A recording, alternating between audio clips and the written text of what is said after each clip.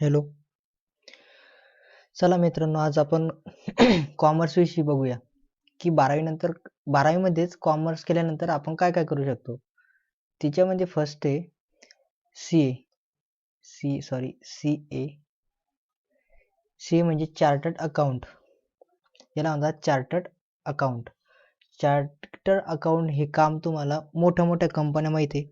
मोठमोठ्या कंपन्यांमध्ये सीईओ आणि मॅनेजर असे पदावर तुम्हाला कार्यरत करतात. म्हणजे तुम्हाला सीईओ आणि मॅनेजर म्हणून काम करू शकता. सीए फाउंडेशन इथेच तुमची फाउंडेशन तयार करून घेतात.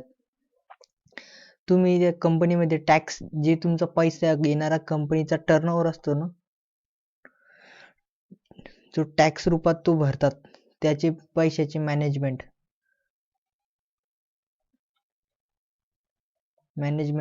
तुम्हाला करावं लागते. तुम्हाला त्याच्यामध्ये सॅलरी आहे ना, तुम्ही जर सीए समजा झाला त्याच्यामध्ये सॅलरी 7 ते 8 लाख पर्यंत 7 ते 8 लाखापर्यंत तुम्हाला पॅकेज भेटतात. वार्षिक पॅकेज तुम्हाला सीए फाउंडेशन तुम्ही जर सीए समजा केलं तर त्याच्यानंतर तुम्हाला 7 ते 8 लाख वार्षिक पॅकेज भेटतं. बरोबर. हा एवढा भयंकर तुम्हाला स्कोप आहे सीए बी कॉमर्स केल्यानंतर. त्याच्यानंतर तुम्ही आय थिंक सीए हे तुम्ही तुमचं कॉमर्स हे 2 वर्षाचं इथे फाउंडेशन होतं. त्याच्यानंतर तुम्ही सीए साठी पुढे ॲडमिशन घेऊ शकता. तिथे 3 वर्षाचं 3 इयरचं ग्रॅज्युएशन असते. त्याच्यानंतर दुसरा कोर्स आहे आपला. दुसरा कोर्स म्हणजे आपण सरळ सरळ BBA करू शकतो.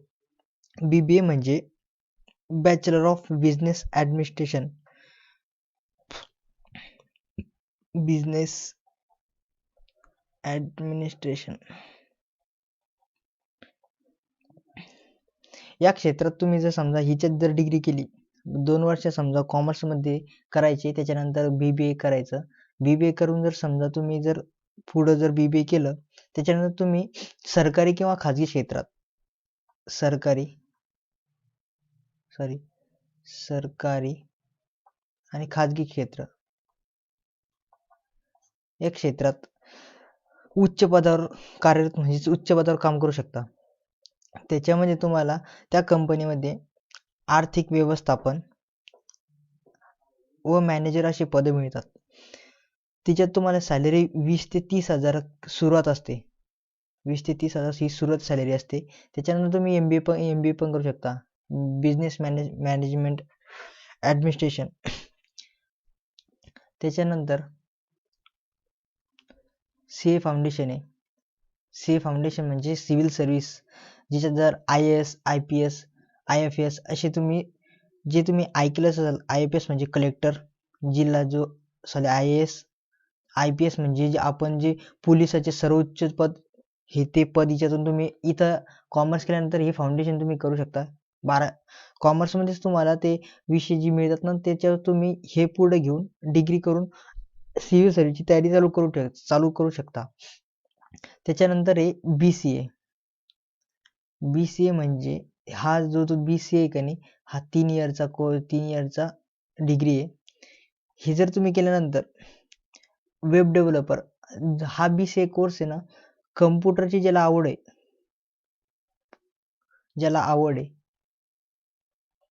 आवड असण्यासाठी हा सगळ्यात अत्यंत उपयोगी असा कोर्स आहे. कोर्स म्हणजे सरळ सरळ डिग्रीच आहे. ही जर तुम्ही डिग्री केल्यानंतर तुम्ही स्वतः वेब डिझाईन करू शकता. त्याच्यानंतर वेब डेव्हलपर होऊ शकता. वेब म्हणजे आपण स्वतःची साईट तयार करू शकतो. एखादी स्वतःच्या समजा तुम्ही कुठे समजा एखादा ऑनलाईन फॉर्म भरत असाल किंवा स्वतःचे काही गेमिंग ॲप असतात. जे गेमिंग ॲप तयार करतात ना, ते हेच BCA करून तेच मुलं ते स्वतःचे गेम तयार करतात, स्वतःचे ॲप तयार करतात. त्याच्यानंतर बॅचलर ऑफ आर्किटेक्चर करू शकता. बॅचलर ऑफ आर्किटेक्चर म्हणजे ह्याचा 5 वर्षाची डिग्री आहे, 5 इयरची डिग्री आहे. 5 वर्षाची डिग्री करून तुम्ही बॅचलर ऑफ आर्किटेक्चर म्हणजे अशी एक डिग्री मिळू शकता. त्याच्यात तुम्ही जे मोठ्या इंजिनियर असतात ते तुमचे समजा अशी आपण बिल्डिंग असतो, बिल्डिंगचे प्लॅन आखून देणे, समजा त्यांचे व्हॅल्युएशन करून देणे, हे काम असतं बॅचलर ऑफ आर्किटेक्चर या डिग्रीतून तुम्ही ते करू शकता. त्याच्यामध्ये तुम्हाला या 2 विषयासाठी विषय लागतात. 12वी मध्ये तुम्हाला एक तर मॅथ आणि इंग्लिश हे कंपल्सरी असतं. हे विषय तुम्हाला त्याच्यामध्ये घ्यावे लागतात. आणि तसंच त्याच्यानंतर जर तुम्ही समजा कॉमर्स केलं तर कॉमर्स नंतर तुम्ही स्वतः बीएड करून शिक्षक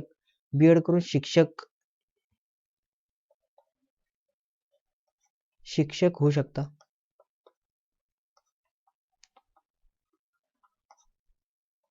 जे डीएड करतो आपण, सॉरी हा डीएड आहे. डीएड म्हणजे प्राथमिक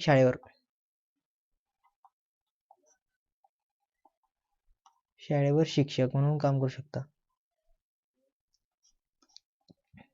आणि त्याच्यानंतर 7वा ऑप्शन आहे आपल्याकडं कॉल सेंटर. कॉल सेंटर सर्वांना माहिती आहे का, आपण घरी एखाद्या कंपनीचा फोन येत असेल की सर आपल्याला काही स्कीम हवी आहे का, काही ते बळजबरीच कॉल करून विचारतात हे आहे का ते आहे का, तुम्हाला काही याची माहिती देत असतात. हे ते कॉल सेंटरमध्ये जे बसलेले लोक काम करत असतात. त्याच्यात तुम्ही काम करू शकता. कॉल सेंटरमध्ये तुम्हाला 30,000 ते 40,000 पेमेंट आरामशीर पडते. 30,000 ते 40,000 पेमेंट पहा. 12वी कॉमर्स केल्यानंतर तुम्हाला असा ऑपॉर्च्युनिटी आहे. काय आणखीन पण ऑपॉर्च्युनिटी आहे ते पाहूया. त्याच्यानंतर तुम्ही बी कॉम करू शकता. बी कॉम म्हणजे बी कॉम केल्यानंतर 2 वर्षाचा समजा कॉमर्स केल्यानंतर 2 वर्ष कॉमर्ससाठी लागेल. त्याच्यानंतर 3 वर्षाची डिग्री आहे.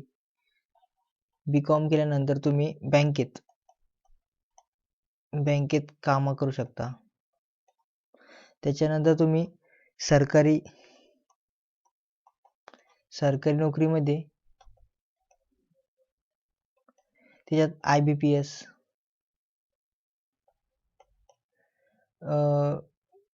बँक मॅनेजर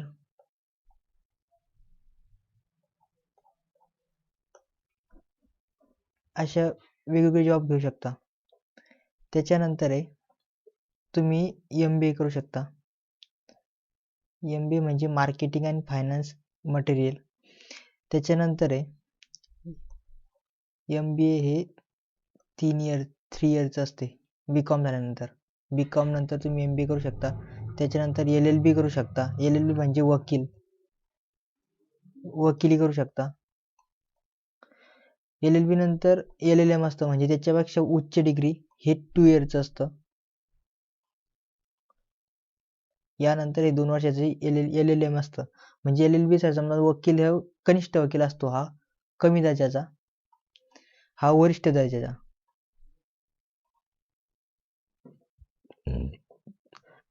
बी कॉम केल्यानंतर तुम्ही त्याच्यामध्येच बीएड करू शकता. बीएड नंतर समजा तुम्ही 11वी व 12वी याच्यावर शिकू शकता ॲज अ लेक्चरर म्हणून.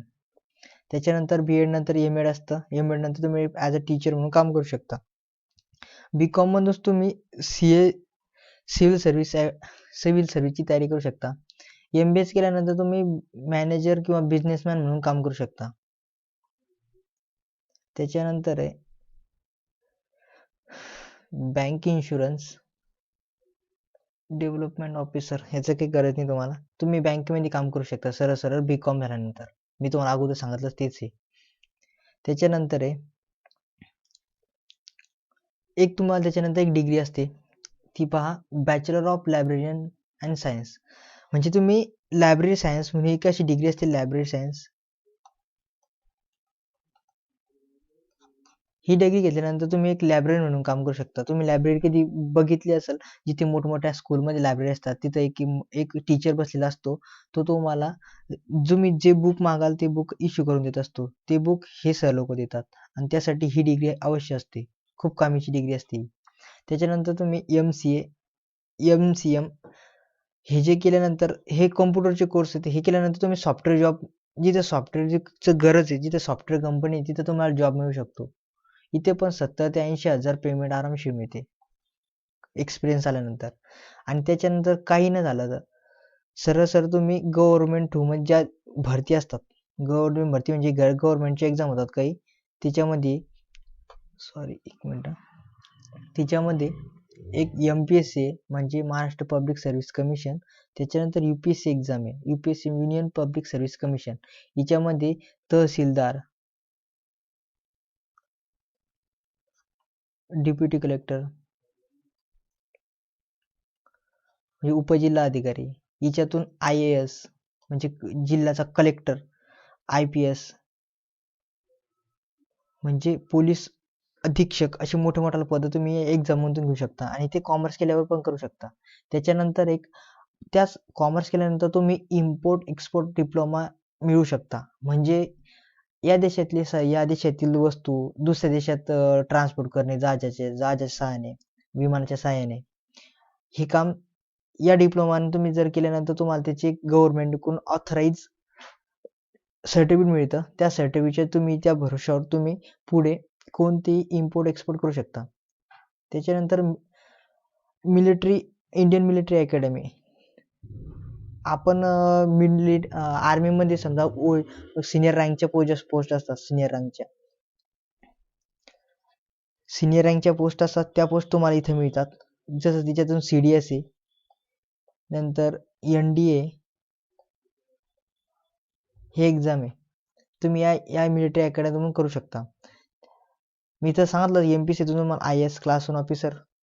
त्याच्यानंतर तुम्हाला कॉमर्स झाल्यानंतर 10वीच्या बेसवर, समजा 10वी झाल्यानंतर किंवा 12वी झाल्यानंतर तुम्ही कम्प्युटर करू शकता. त्यात टॅली म्हणजे जे आता आपण टायपिंग वर्क करू शकतो, अशी ही एक्झाम असते, ती द्यायला लागते.